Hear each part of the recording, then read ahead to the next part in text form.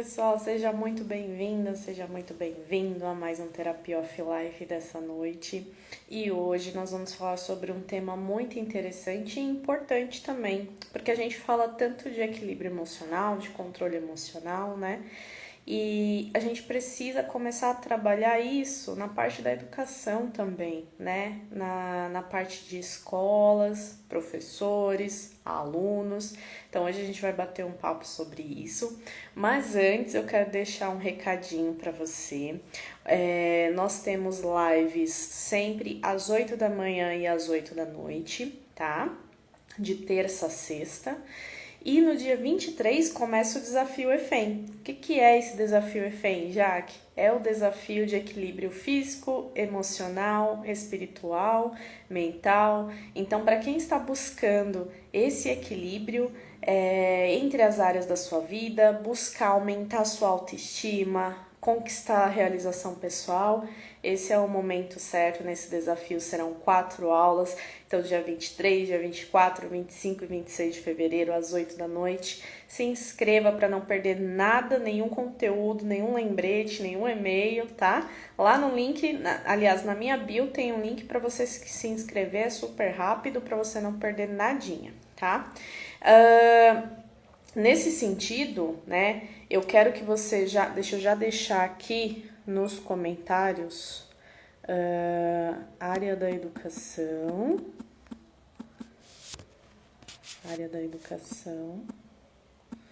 versus equilíbrio emocional, tá? Então, você que tem uma dúvida sobre essa área da educação, sobre questões de saúde mental e escolas, professores, alunos, pode encaminhar a sua dúvida que a gente vai responder também, tá? Pessoal do Face, quem tiver Instagram, fica melhor no Instagram, mas aqui também vocês vão receber o conteúdo, tá bom? Deixa eu só ver como está a nossa convidada de hoje, que é uma querida, uma grande amiga, que vai participar desse bate-papo conosco, tá? E por que eu trouxe esse tema de equilíbrio emocional, de saúde mental em relação à escola, né? Porque justamente na infância e na adolescência são os dois momentos que você busca, né? Que você busca conhecimento, que você está naquela fase de formar a sua personalidade, formar os seus conceitos, né? Pode entrar no Instagram. Estou ao vivo.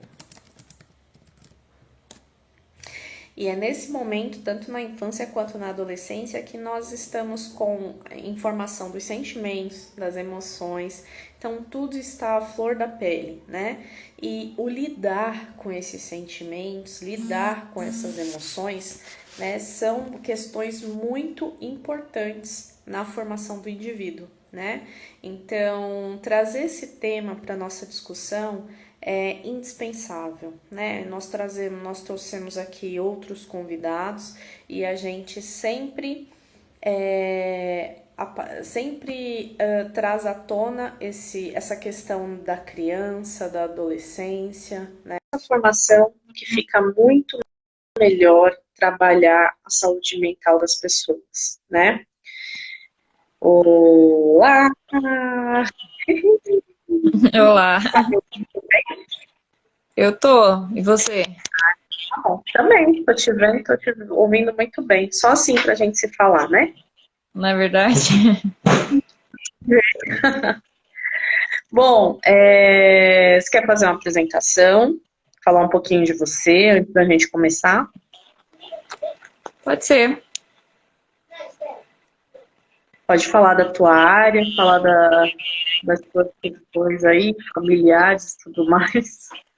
É estranha, né? Porque me escondi aqui no quarto por causa das crianças. Maria Giane, né? A gente já se conhece há alguns anos, eu e a Jaqueline somos amigas de infância, crescemos juntas. Minha formação é biologia, sou formada em biologia, sou bióloga por formação. Tenho a segunda licenciatura em pedagogia também, fiz uma pós em química e estou atuando tanto como professora no estado de São Paulo, como coordenadora também no estado de São Paulo, esse Que ano. legal. É, muito trabalho. Pois é, bastante trabalho. E vem cá, o que que dá mais trabalho, a coordenação ou a parte das aulas? Depende da época do ano. No começo do ano é bem complicada a coordenação por conta da organização da escola, mas a sala de aula é mais difícil. Quais são as dificuldades que você pode contar? A sala de aula ela tem todo tipo de coisa, né? A gente tem o contato direto com o aluno, tem as diferentes realidades ali misturadas, a vida deles no meio da nossa. A gente que é professor, a gente às vezes leva para casa ó, a dor do nosso aluno, né? E na coordenação você lida com adultos, com pessoas que já viveram, pessoas que estão vencendo, que venceram, mas também tem esses mesmos problemas. Às vezes eles parecem até criança, como as próprias crianças. Hoje um professor chegou em mim e falou assim, ah, pra mim essa vida não tem mais importância não. Aí eu falei assim, nossa, mas por quê? Ele, não é porque eu não quero viver, não quero viajar, não quero passear, não é por isso, é porque eu já sou muito velho, já deu o que tinha de dar, então pra mim já tá tudo certo. E tem criança que tem esse mesmo pensamento, que não tem um plano de vida assim futuro, sabe? Mas eu gosto, tanto da coordenação, eu tô gostando bastante, quanto eu gosto da sala de aula. A sala de aula é minha casa. E deixa eu te perguntar uma coisa, essa pessoa que falou isso para você hoje, qual a idade dela, mais ou menos? Ah, ele vai se aposentar esse ano. Tá com 67, parece. Um E os amorzinho. jovens, você dá aula para os jovens. Dou 15, Al- 14. E Tô dando alguns aula com jovens ele também. com a mesma perspectiva. Na verdade, o jovem, o pensamento do jovem é assim, ele não se importa com nada. Ele tá nem aí. A gente pergunta, o que você vai fazer quando você sair da escola? Não sei. Eles não têm perspectiva, sabe? Não têm planos, eles não têm metas, não tem. O jovem da nossa época, a gente não via a hora de começar a trabalhar, ganhar nosso dinheiro, né? Ter um pouquinho de independência. O jovem de hoje não, ele quer dinheiro fácil. E aí ele acaba recorrendo a caminhos mais fáceis de ganhar dinheiro, mas que acaba acabando com a dignidade deles, né? As Uhum. meninas acabam se amigando só para estar com alguém. A gente sente assim que a sociedade está muito doente. E isso se reflete dentro da escola.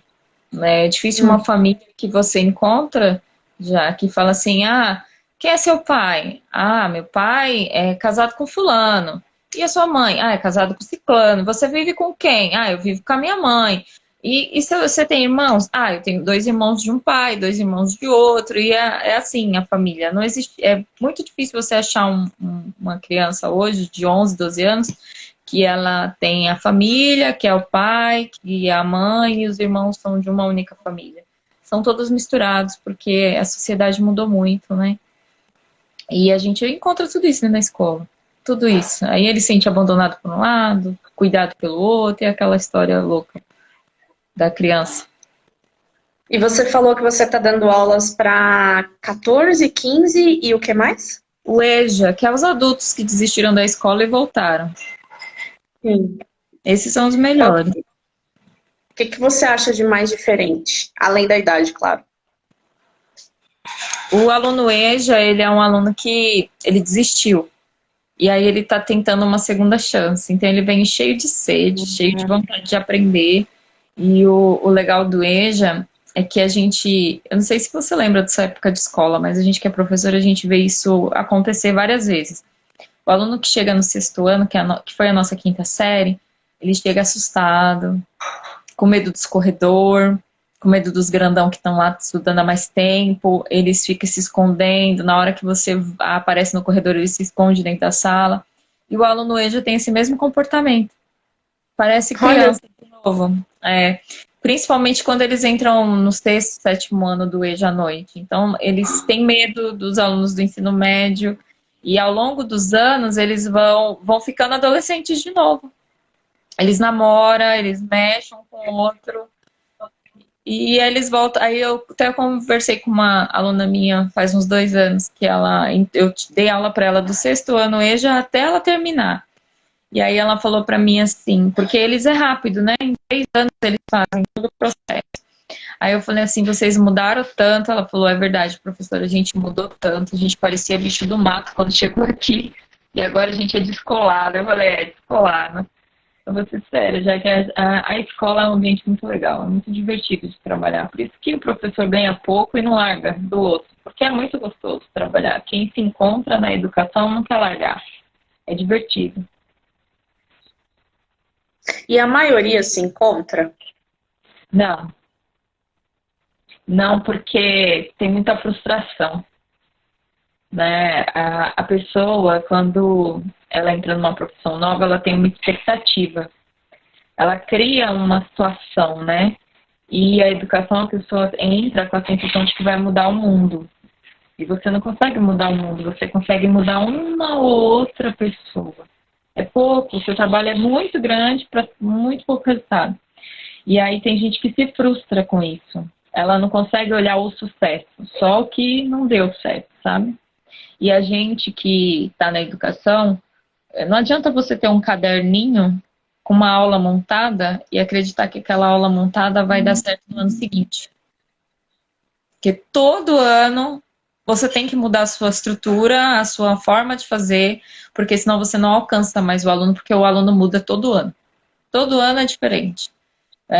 Tem coisa que quando eu comecei a trabalhar que dava certo, que se eu fazer hoje em dia não dá mais certo, porque o meu aluno ele mudou. A mente dele mudou. Então, você tem que fazer uma coisa que seja atrativa o suficiente para ele acreditar que aquilo vai dar certo. Senão, ele não faz. O aluno de hoje, ele desiste muito fácil. Porque ele tem objetivo. Essa falta de objetivo, você já parou para pensar, refletir sobre o que pode ser, se é só estrutura familiar ou tem outras coisas também? Porque é escola pública, né? Eu acho que não é tanto a estrutura familiar, não é bem isso. O que acontece com o jovem de hoje é que ele tem o tempo todo bombardeado para ele, que ele não é bom o suficiente, que o celular dele não é legal, que a roupa dele não é legal, que as coisas que ele tem não é legal. E aí você sabe onde a gente mora, onde a gente cresceu. É um bairro pobre, é onde pessoas que vivem, que tem gente que tem uma casa legal e ao mesmo tempo tem pessoas que moram num buraco, em cima de um morro, né? E aí ele vem em volta e fala assim, não tem solução para mim. Eu não tenho como crescer. Então ele não vê na escola uma esperança de crescimento. Então ele simplesmente desiste. E aí, a nossa função como professora é criar uma estrutura para ele que ele veja um novo mundo, né? Que às vezes o pai e a mãe não conseguem. Às vezes a gente vai chamar o pai e a mãe mãe vai dizer assim, eu não sei o que fazer com meu filho, eu não sei o que fazer com ele. E a gente tem que dar um apoio e dar um motivo para ele lutar pelo filho, né? Eu tive uma experiência há alguns anos de um aluno. Ele entrava na sala, no segundo ano. Entrava na sala, ele não falava com ninguém, nem comigo, nem com ninguém. Ele entrava, sentava no meio da sala, no fundo da sala, e não falava com ninguém. Aí eu cheguei na mãe dele, na reunião de pais, e falei assim, mãe, como que ele é na sua casa? Por que ele não abre o caderno, ele não fala com ninguém, ele não socializa, nem com os colegas, nem com ninguém? Aí a mãe falou pra mim assim, eu não sei o que fazer com ele. Ele não fala com a gente, eu não sei que atitude tomar com ele. Aí eu falei assim, você já tentou conversar com ele? Já tentou, sei lá, chamar para jantar, perguntar o que ele quer que você prepare, conversar com ele, ir no mercado levar ele para te ajudar? Você já tentou fazer esse tipo de coisa? Ela, não tentei, porque ele se isola, eu deixo ele no canto dele. Eu falei, não é uma boa ideia deixar ele no canto dele.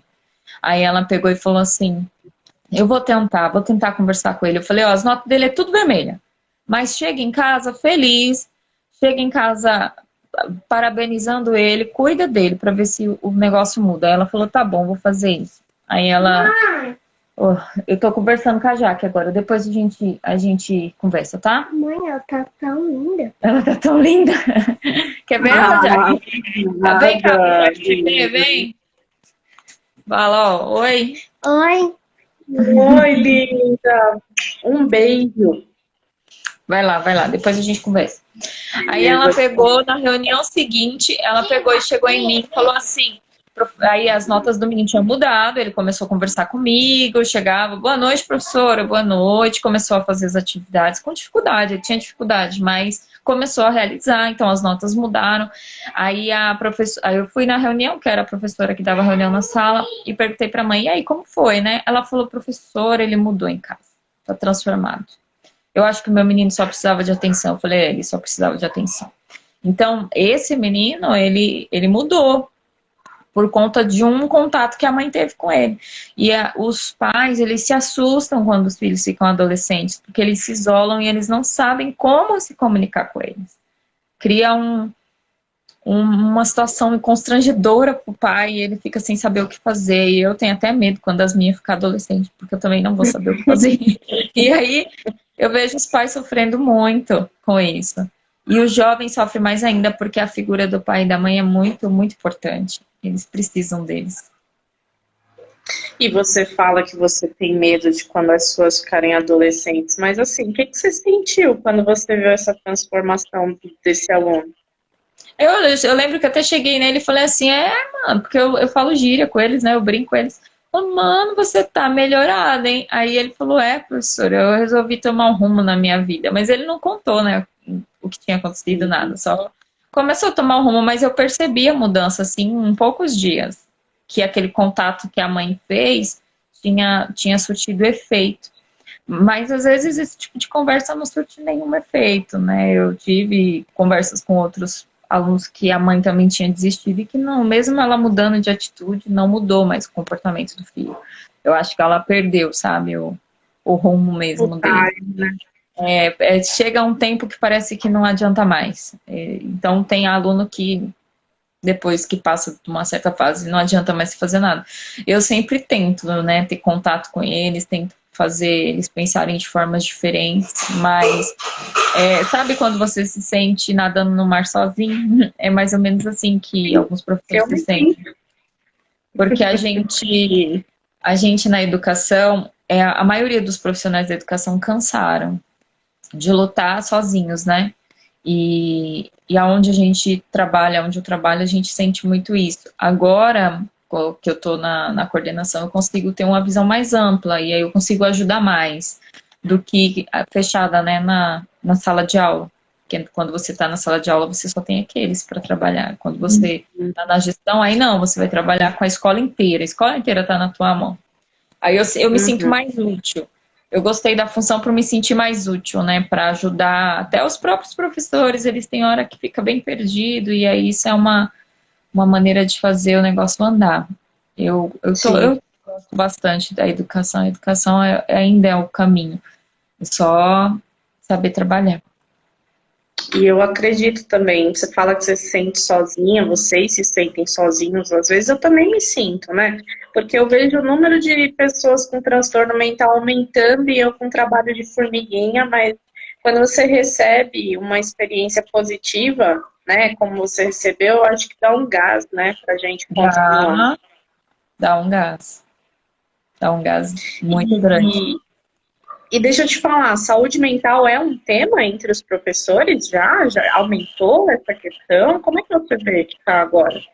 Agora tem assim, né, dentro da escola, o ano passado surgiu o projeto que eles chamam de eletivas, projeto de vida e tecnologia. Eles inseriram essas novas disciplinas na educação, isso está sendo bem falado nas mídias, né? Que o governo do estado inseriu. E realmente o negócio é bacana. A disciplina de projeto de vida tenta criar para o aluno aquela sensação de criar uma estrutura para um projeto de sonho de vida, de profissão. Então, a disciplina tem a importância de criar estrutura para que ele realize o sonho dele, profissional.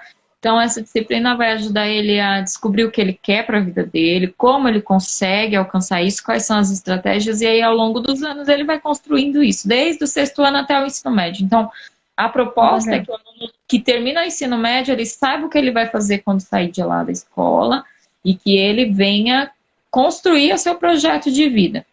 E aí, a eletiva é casada com isso, porque ele vai escolher as áreas que ele gosta. É muito bom, o projeto é bom. Os profissionais gostam do projeto. E aí, claro que tem também a parte mental dos professores. E aí tem um projeto agora também, que é novo na educação, que eles chamam de Conviva. Esse projeto ele tem a função de construir a questão psicológica do professor, verificar se ele tem condições psicológicas para atuar, porque eu vou te falar, tem muitos que não têm nenhuma condição psicológica para atuar. Nenhuma. Mas estão lá, porque é o ganha-pão deles, já trabalham há 20 anos na profissão, não tem mais como sair daquilo, se sentem amarrados, aí vai um dia para a escola, trabalha 2, pega a licença, fica 2, 3 meses fora. E aí fica nessa rotina. Mas tem sim os projetos da educação do Estado em si, nesse ponto, só que muita coisa é negligenciada. A gente vê muitos colegas que sofrem, muitos, já que eu acho que é que nem a gente estava comentando hoje, nós estávamos numa reunião, e aí um dos professores lá falou assim, eu sou xarope mesmo. No dia que eu fui fazer a minha perícia, o médico já falou, sério que você vai ser professor? E aí eu lembrei da minha perícia médica. Quando eu cheguei no psiquiatra para fazer, porque a gente faz uma perícia médica com psiquiatra quando vai assumir o cargo, né? E aí ele pegou e me perguntou assim, você quer ser professora? Eu falei, essa é a intenção, né? Aí ele pegou e falou assim, e você quer que eu diga que você tem juízo? Ficar numa sala com 40 crianças gritando no seu ouvido, você quer que eu diga que você tem juízo de verdade? Eu olhei pra cara dele, Aí ele falou, daqui uns dias você vem pegar a licença de doideira pra mim. Eu falei, tá bom, sem problema. Então, ele mesmo já me titulou a doida. Eu falei, fazer o quê? Então, a educação tem esses estigmas. Tem muito professor que perdeu as forças. E também tem muita gente muito competente. Isso eu não posso negar. Eu conheci pessoas muito competentes, que eu olhei assim e falei, cara, o seu trabalho é fantástico. Porque eu nem acreditava que isso era possível. Professor que nesse tempo de pandemia fez com que todos os seus alunos, eu não estou falando um aluno da pessoa, estou falando todos, ter rendimento, ter atividade resolvida, ter prova completa, tudo pronto, tudo realizado. Professor que ligava individualmente para o aluno. Então o povo olha e fala, o professor ficou 1 ano em casa sem trabalhar. Ilusão total, já. Teve dia de eu passar muito mais do que meu horário aqui. Porque quando você tem que pensar que no atendimento online é um inferno. Porque no atendimento online, você atende 1 por vez. No atendimento sala de aula, você atende 30 por vez. Então, quando eu estava atendendo esses alunos, eu cheguei a passar 2 dias para fazer uma menina entrar no sistema. Uma menina, 2 dias conversando com ela no telefone, porque ela não conseguia entender o que eu falava. Ela não conseguia entender. Então, eu printava o celular, eu fiz vídeo para ela tentar entrar no sistema. Aí, quando ela conseguiu entrar, aí vamos fazer todo esse trabalho de novo para ela entender como olhava a atividade, para ela entender como ela realizava. Era muito trabalho, porque uma dúvida numa sala de aula, você respondeu para 30. 10 que tinha a mesma dúvida, está resolvido. No online, não. Você responde 10 vezes a mesma coisa. E aí, individualmente, é de enlouquecer. Então, teve professor que chegou a um ponto, aluno não tem hora para falar contigo. 11 horas da noite eles mandam mensagem, 5 horas da manhã eles mandam mensagem, eu tô falando sério, meia-noite. Então, ou você desliga o som do celular, ou você não dorme, porque fica pipi, chegando mensagem. Eles não têm essa noção. Principalmente o adolescente, porque o adolescente tem hábitos noturnos. Então, ele fica até 2, 3 horas da manhã lá no Free Fry, e depois ele não consegue dormir, ele fala, vou fazer uma atividade da escola. Aí faz e vai tirar dúvida 2, 3 horas da manhã com você. Aí você pega, claro que você não vai responder, mas a mensagem chega. Às vezes, Ó, para você ter uma noção, como eu estou em muitos grupos da escola, dúvidas de pais, na terça-feira eu abri meu celular, tinha 67 conversas e 650 mensagens. Aí eu olhei para a menina que trabalha na tecnologia, na escola, e falei para ela, olha, eu não vou nem ler, porque é impossível. Se eu for ler isso aqui, eu não trabalho hoje. 600 mensagens, 67 conversas, eu não vou conseguir terminar de ler isso aqui hoje. Ela, não E se como preocupa, eu vou ler. de um grupo no WhatsApp? Foi assim que É, você foi? lá, o ano passado tinha os grupos das minhas turmas de WhatsApp e tinha os canais, né, de atendimento. Só que como eles têm muita dificuldade nos canais, então a gente acabou usando o WhatsApp como principal ferramenta de tirar as dúvidas, né?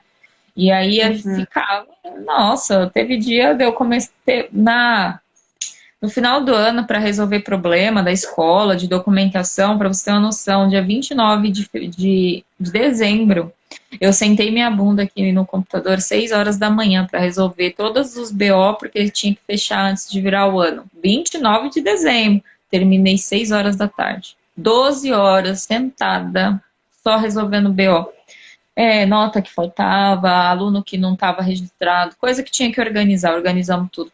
Então, assim, a pessoa olha e fala, nossa, o professor ficou um ano sentado em casa. Eu fui vítima até de bullying por causa disso.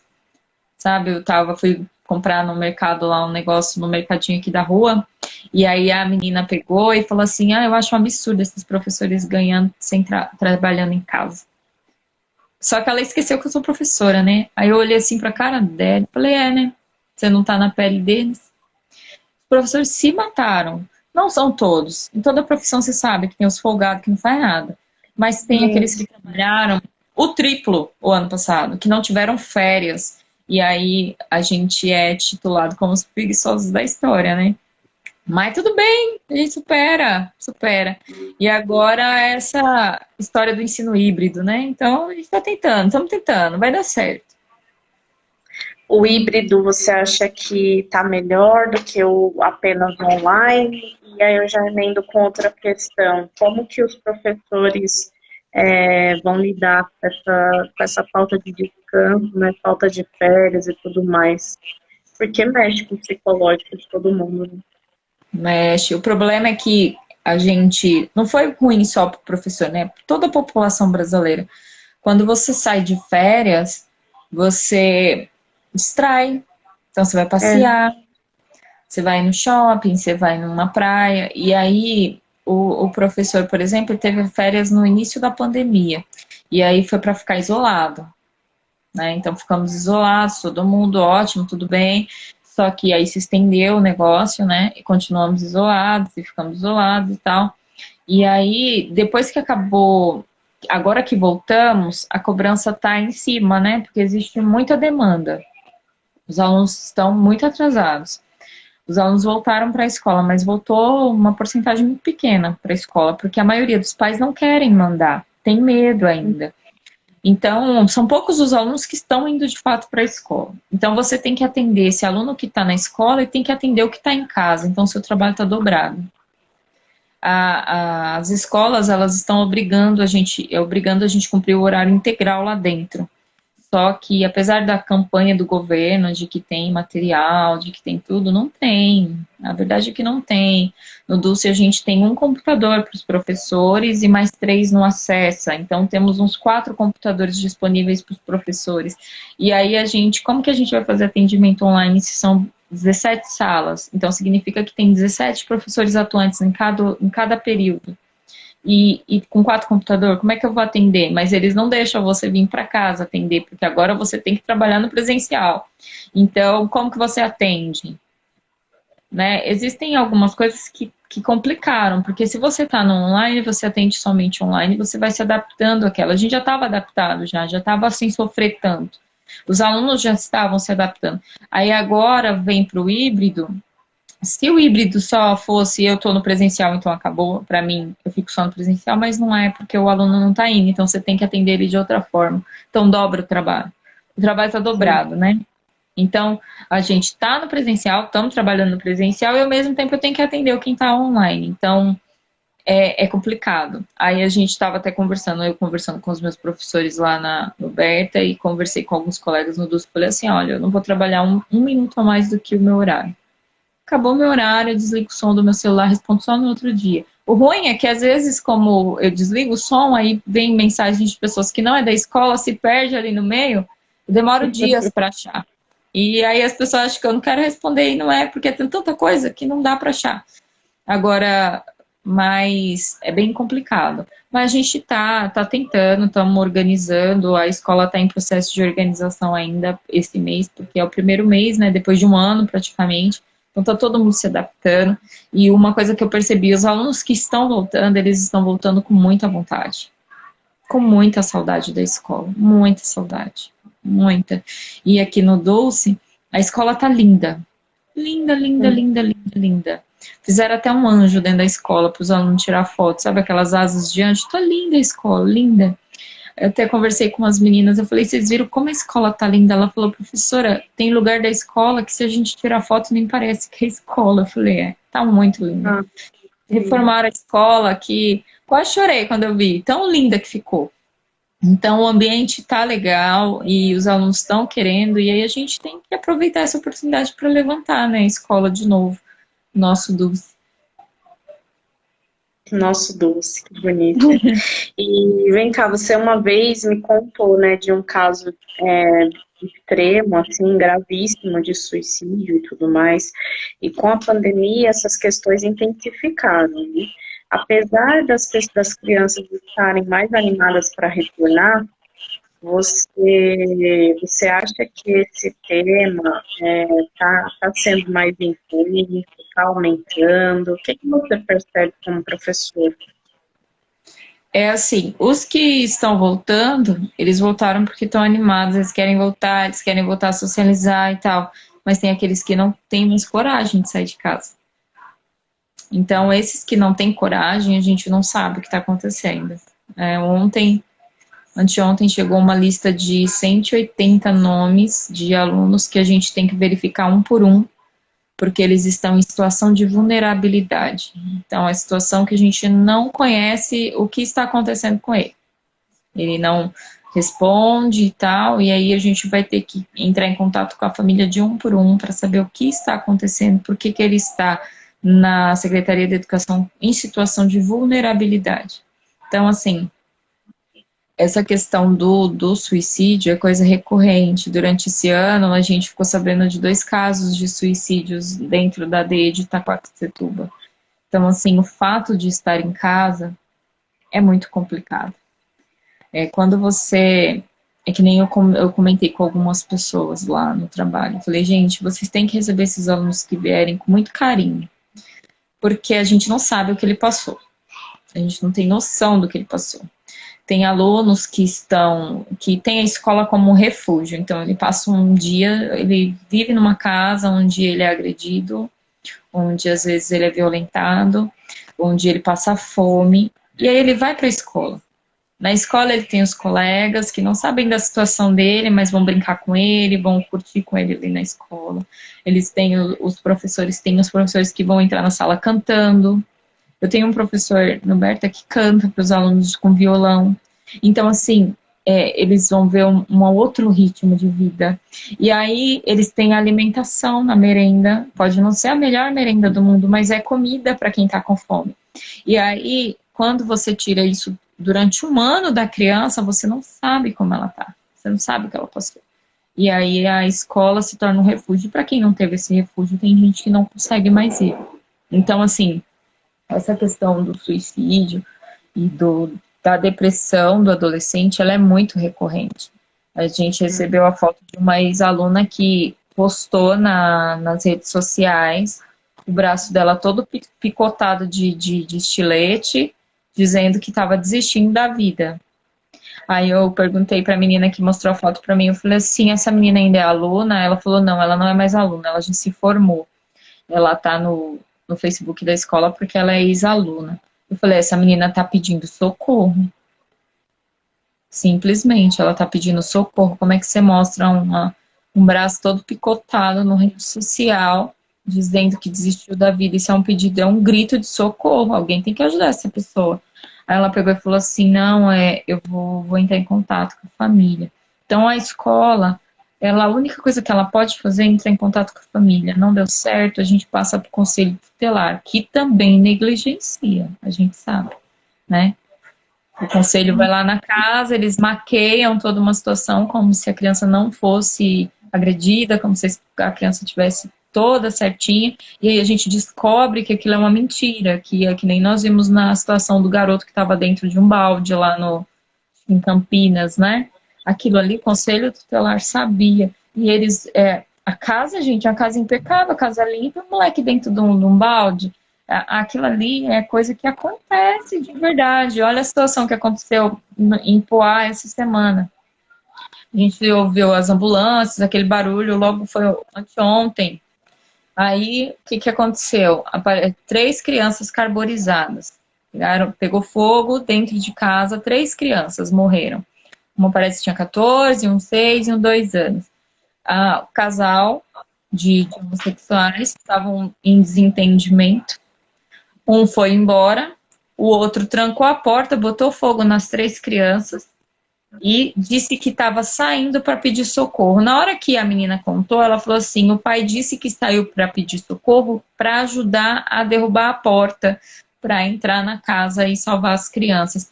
Aí eu olhei para ela e falei assim, olha, vou falar sinceramente, eu acho que ele que botou fogo nessas crianças. Sabe por quê? Porque eu sou mãe. E se a minha casa estivesse pegando fogo, eu quebrava as paredes, mas eu entrava dentro da casa para arrancar minhas filhas lá de dentro. E se eu não entrasse, eu ia morrer tentando. Eu não ia desistir da minha filha, eu não ia desistir dos meus besouros. Aí você vai me dizer que o cara saiu para pedir ajuda? Eu não acredito, desculpa, eu não acredito porque eu sou mãe e eu não deixaria. Eu ia gritar que nem uma louca, mas eu não ia sair dali. Então, assim, aí hoje o professor falou lá que ele confessou que botou fogo mesmo nas crianças. Então, assim, que nível psicológico essas crianças não estavam passando ali naquela casa? O que aquelas crianças não estavam passando? E o que nível uma pessoa chega para ter esse tipo de atitude? A nossa sociedade ela está muito machucada. Então, a nossa função é tentar mudar isso. A sua, com esse trabalho psicológico muito bom, é tentar fazer com que as pessoas abram a mente e vejam que existem outros caminhos que não a morte, que não desistir da vida, né, Jaque? Sempre tem coisa melhor que pode acontecer. Eu falo muito isso para eles. Como você desiste da vida? Como é que você vai saber como vai ser o dia de amanhã se você desistiu dele? Todo dia é uma festa, né? Já assistiu aquele desenho A Vida é uma Festa? É muito lindo. Entendeu? A vida é uma festa, um dia de cada vez. Muito bem. Agora, qual esse trabalho que a gente faz, né? Tanto eu da forma que com os meus recursos e vocês, né? Com os recursos de vocês, professores, o que eu percebo também é a transferência de responsabilidade, muitas vezes, né? Eu não sei se para vocês é um tema também. Sim, sim, um tema recorrente. A gente entrou numa discussão ferrada sobre isso essa semana. Porque a pressão para que voltasse às aulas era também por isso, né? As mães que são trabalhadoras, aonde eu vou deixar meu filho? Aí a gente comentou na escola, aí o professor comentou isso, eu falei assim, olha, eu entendo totalmente essas mães trabalhadoras. Porque quando você tem filhos, na sociedade atual, é um salário muito baixo o de um pai. Só um pai trabalhando, né? E aí, o salário é baixo e a mãe é obrigada a trabalhar também, para ajudar na finança da família. E aí, como que eu vou dizer assim que ela não vai deixar na escola? Ela tem que deixar na escola. Ela vai deixar onde o filho dela? O melhor lugar é a escola. O melhor lugar é a creche. Por que eu falo isso? Porque eu sou uma mãe trabalhadora. E aí quando a gente entrega o nosso filho numa creche, por exemplo, a gente confia naquele profissional da educação que está lá, que ele vai cuidar do seu filho, que ele vai ajudar ele a desenvolver, porque você não pode, não porque você não quer, A mãe que é trabalhadora, ela não deixa o filho na escola porque ela quer. Ela deixa lá porque ela quer comprar o sustento daquela criança. E aí a gente pega e vai julgar essa. Não é uma transferência de responsabilidade, é uma responsabilidade conjunta, na minha opinião, na formação dessa criança. No tempo atual. Antes o pai sustentava a família e tudo dava certo, mas era uma situação de miséria. Será que esse adolescente, se ele for criado pela mãe, dentro de casa, com o único sustentor da família, o pai, mas numa vida de miséria, ele vai dar o mesmo valor? É complicado, porque a sociedade mudou, né? Então, existem sim as mães que deixam lá, que nem se a escola fosse um depósito, né? Deixa lá, porque é um depósito de criança e deixa lá. Mas tem pessoas que não, que deixam porque são trabalhadoras, trabalhadores, e eles querem realmente que o filho seja mantido com qualidade. Então, eu não entendo só como uma transferência de responsabilidade, mas de uma responsabilidade conjunta. Só que eu sou uma no meio do navio Titanic, tá? Então, a maioria deles não acreditam nessa visão. Acredito o quê? Que a mãe é preguiçosa e que está mandando o filho para a escola. Existem, sim, as preguiçosas que mandam para a escola só para se livrar dele. Graças a Deus, eu estou 5 minutos sem esse menino. Tem, mas são poucas. A maioria das mães, elas só querem que o filho tenha melhores condições. Por isso que elas trabalham. Para que elas tenham melhores condições.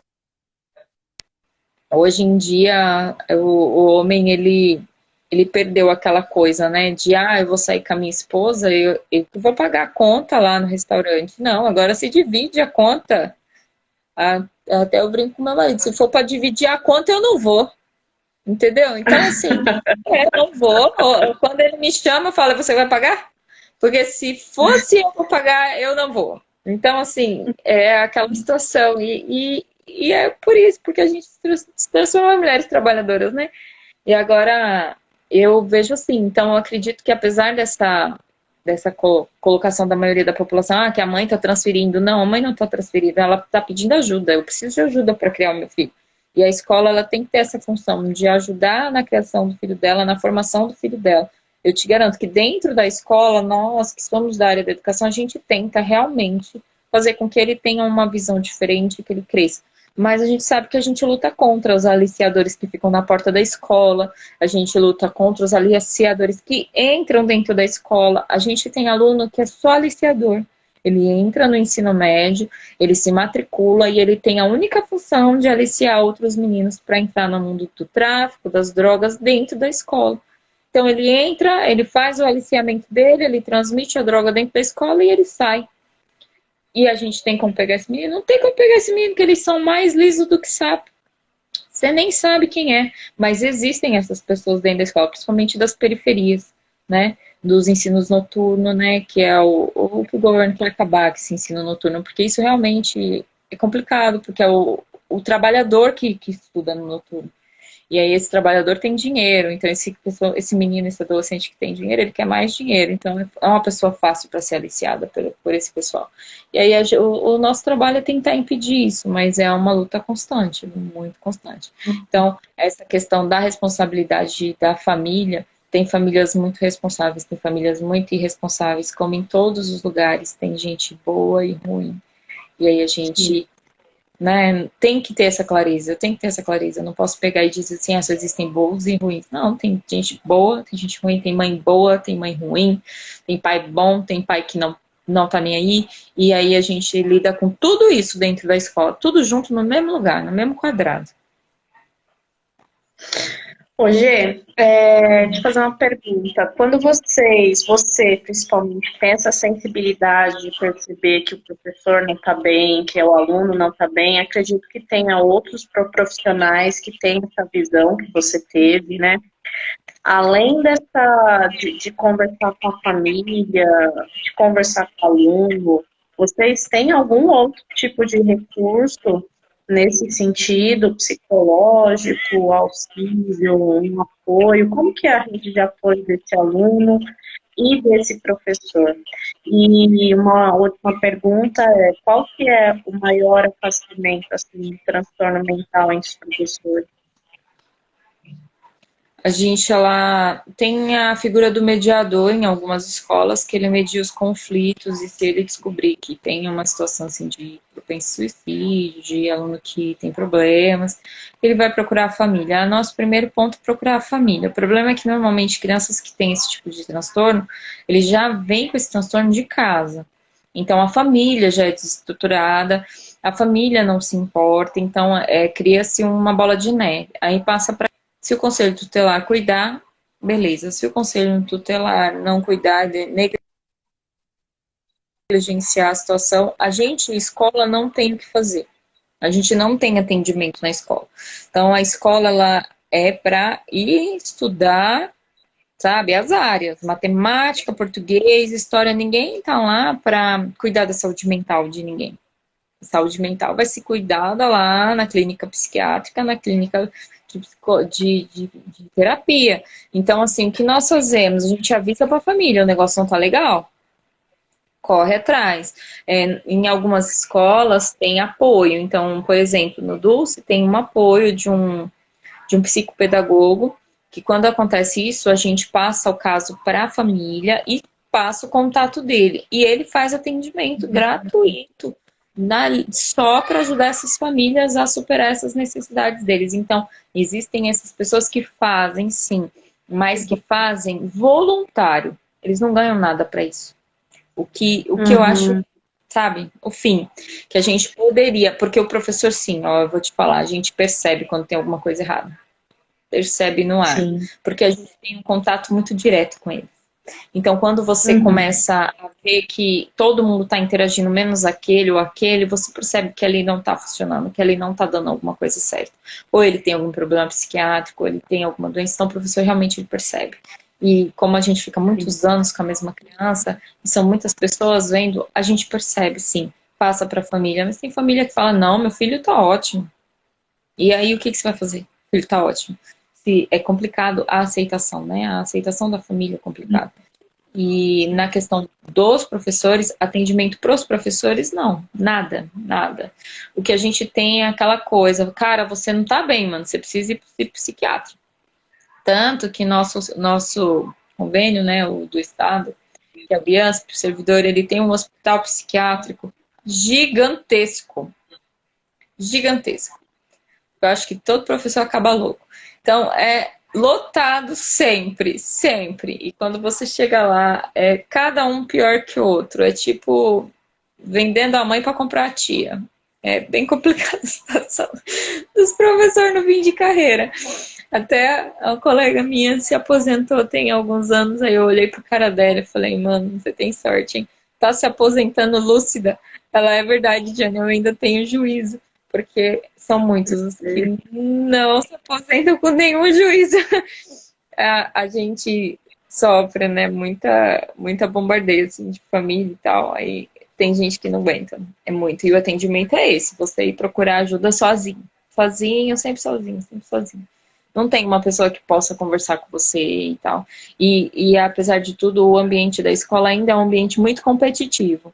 Então, é a mesma coisa de uma empresa, então ainda existe competição, de eu faço isso melhor que você, fulano faz melhor que ciclano, então ainda existe esse ambiente competitivo dentro das escolas. Esse ambiente competitivo estressa demais, e aí é o que causa muitos problemas, muitos. A gente tem professor. Eu conheço o professor que tá para lá de Bagdá faz tempo já, mas tá atuando ainda dentro da sala de aula. Essa falta de atenção, né? Porque eu acredito muito que na infância e na adolescência é a fase que a gente precisa de uma maior atenção, porque a gente não sabe o que está acontecendo com a gente, com o nosso corpo, com tudo, né? Tudo muda, é tudo muito novo e as pessoas às vezes não sabem lidar, os pais não conseguem lidar com aquela situação. Eu percebo, sim, a falta de preparo em algumas famílias para lidar com algumas questões. Mas, meu, que tema incrível. Conversar sobre esse tema vai longe, não vai? Vai. É muito bom. E o que você pode deixar de mensagem final, sei lá, para os seus colegas, professores, para os alunos, para a família? Sim, tempo de pandemia, não só por conta da pandemia, mas por conta da vida. Eu vivo um dia de cada vez. Então, hoje o sol nasceu, Eu dou graças a Deus porque o sol nasceu, dou bom dia para as minhas filhas, beijo no marido e eu vou trabalhar com a maior alegria da vida porque pode ser o meu último dia. Então, eu vivo um dia de cada vez e um dia de cada vez com alegria. Essa semana um professor chegou em mim e falou assim, Giane, você é uma fonte inesgotável de energia. Eu não conheço ninguém desse jeito. Aí eu peguei, olhei pra cara dele e falei, pior que meu marido falou a mesma coisa. Ele pegou e chegou em mim ontem à noite, era 10 horas da noite, ele falou assim, você não tá cansada? Eu falei, pior que eu não tô cansada, tô ligadona. Aí eu peguei, tô ligadona. Porque eu sou uma pessoa que eu vivo um dia de cada vez. Então, não almejo coisas grandes. Vamos vencer esse dia. Vence cada dia, um de cada vez. Então eu quero aprender isso hoje, então eu vou aprender isso hoje. Amanhã eu aprendo uma outra coisa nova e assim por diante. Tanto para os meus colegas quanto para todos os alunos, né? O jovem, o adolescente, ele acha que o problema não vai acabar nunca. Porque ele está sentindo aquele problema pela primeira vez. Mas aquele problema ele passa. E aí depois que passa, você tem problemas maiores ainda para superar, e um de cada vez. E tem aquela história, né? Depois daquela chuva forte de verão, tem o arco-íris, né? E o sol que nasce atrás daquela grande tempestade. Então, o que eu deixo aí para todos é que lutem um dia de cada vez. Vencer hoje, amanhã é outro dia. E aí, outro dia pertence a Deus, né? É isso aí. É isso aí. Eu costumo falar um pouquinho por dia, né? Não tem como fazer muito de um dia para o outro. Não tem condições para isso. Mas um pouquinho por dia e a vida é uma festa, né? A vida é uma festa, é isso aí, eu curto isso. Filosofia de vida. Gê, obrigada. Eu quero falar para você que eu sinto muito orgulho da sua trajetória, da sua família, da sua profissão. Não é fácil, é um trabalho de formiguinha, é viver um dia de cada vez. Mas quando a gente recebe algo positivo, um retorno positivo, uma mensagem de uma mãe, de um aluno, de um pai, de um professor, eu acho que isso dá gás para a gente continuar, né? É verdade. É verdade. Eu Ó, também. Janete, então calmas e equilibradas. Oi? Puxamos a quem? A você. A Janete mandou mensagem. Vocês sempre tão calmas e equilibradas. Nós puxamos a ela. Nossa! Calma e tranquila que a gente conhece. Ah, meu Deus, ela não viu eu descer do salto, tadinha. Não, deixa ela.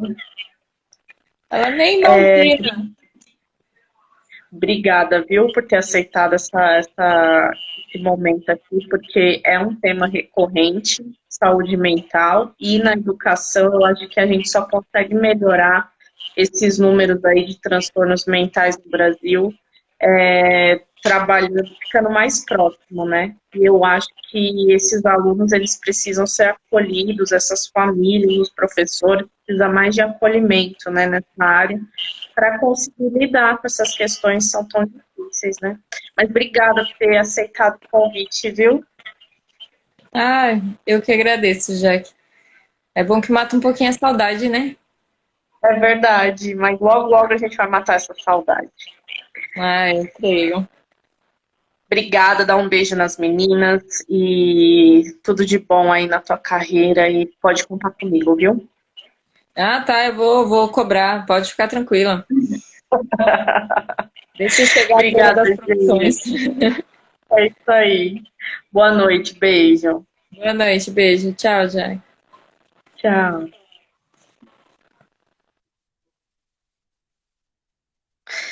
Esse tema é um tema incrível, que nós passaríamos aqui, mais um tema, né, que nós passaríamos aqui várias horas conversando, porque tem as questões familiares, tem a questão dos professores, tem a questão das crianças, dos adolescentes, do pessoal, né, já experiente, que está voltando para a escola, se dando uma segunda chance.